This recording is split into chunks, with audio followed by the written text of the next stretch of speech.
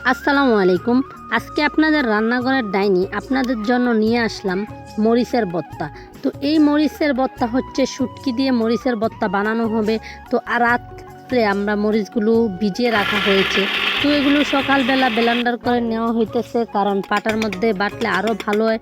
গ্রাম অঞ্চলে এখন আর গ্রাম নেই, সবাই শহরের মতোই ব্লেন্ডার নিয়ে আসে, সব কিছু নিয়ে এখন গ্রাম আর গ্রামের মতো নেই। তো যাই হোক, মরিচগুলো এখন ব্লেন্ডার দিয়ে আস্তে আস্তে সব মরিচগুলো ব্লেন্ডার করে নেওয়া হইতেছে।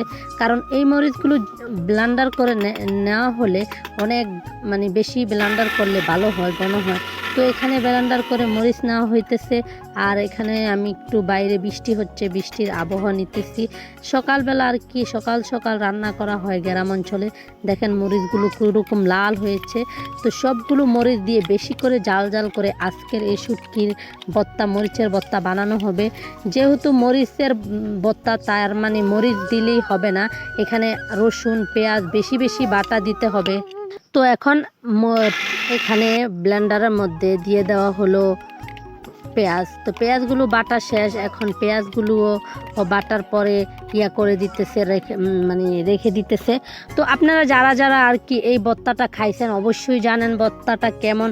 আজকে এই জাল জাল করে ভর্তা খাওয়ার রিজন হচ্ছে আজকে এই এলাকায় প্রচুর বৃষ্টি হচ্ছে, তাই খিচুড়ি দিয়ে এই ভর্তা খাইতে অনেক স্বাদই লাগবে। তো বেশি করে রসুন বাটা পেঁয়াজ বাটা দিয়ে এই ভর্তাটা বানাতে হবে। আর আপনি যত শুটকি দিবেন ততই মজা হবে। মরিচের ভর্তা মানে যে মরিচ দিয়ে বানানো হবে তা না, আপনি এখানে পেঁয়াজ রসুন সব কিছু দিয়ে বানাতে হবে। তো এটা আমার মা বানাচ্ছে, আদা রসুন সব কিছু দিয়ে দিতেছে, লবণ দিয়ে দিতেছে। তো আমরা যথেষ্ট পরিমাণে শুটকি দিয়েছি, কারণ আমাদের ঘরে শুটকি অল্প ছিল। এখানে হলুদ দিয়ে দিছে, তারপরে হচ্ছে লবণ দিয়ে দিছে, এখানে আদা রসুনও দেওয়া হয়েছে।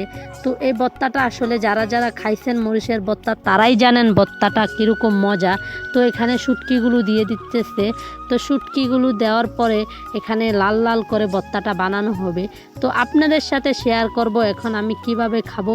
তো আমার ছোটো ভাই চলে আসলো, ওই নাকি একটু নাড়াচাড়া দিবে, দেওয়ার পরে এখন এই ভর্তাটা দেখেন কত সুন্দর হয়েছে। তো এই ভর্তাটা দিয়ে আজকে ভাত খাওয়া হবে। তো এই ভর্তা দিয়ে আজকে ভাত খাওয়া হবে, তাই আমি প্লেটে অল্প করে ভাত নিয়ে নিতেছি, কারণ এই ভর্তা আগে আমার টেস্ট করে দেখা দরকার যে কীরকম হয়েছে। তো এখন ভাত নিয়ে সাথে ভর্তা নিয়ে নিব। তো একটু ভর্তাও নিয়ে নিলাম খাওয়ার জন্য। এখন আমার এখনই খাওয়ার জন্য এতই ভর্তাটা জাল হয়েছে, স্বাদ হয়েছে আসলে বলার বাহিরে। ভর্তার সাথে একটা লেবু নিয়ে খাইলে আরও স্বাদ হয়।